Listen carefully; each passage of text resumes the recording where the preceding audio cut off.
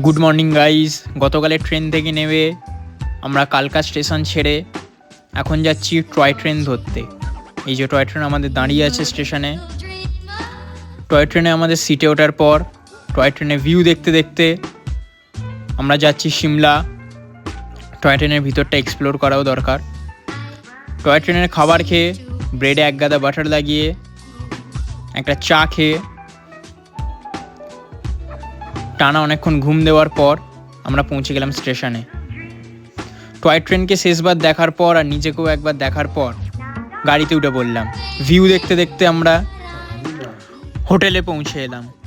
হোটেলের নাম ছিল হোটেল রাজদূত।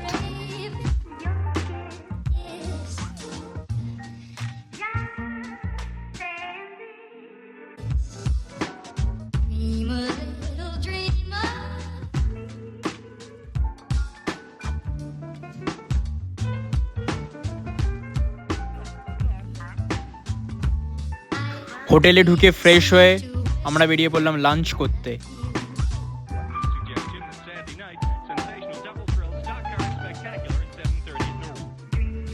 দুপুরে লাঞ্চ করে একটা আইসক্রিম খেয়ে সিমলার কুকুর স্পর্শ করে আমরা এগিয়ে পড়লাম আবার হোটেলের দিকে।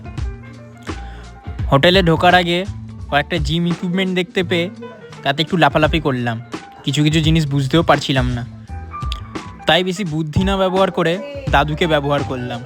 দাদুরও খাবার হজম করানোর পর আমরা চলে এলাম হোটেলে। দুপুরবেলা হোটেলে ঘুমানোর পর সন্ধ্যাবেলা বেরিয়ে পড়লাম সিমলার রাস্তা ঘুরতে।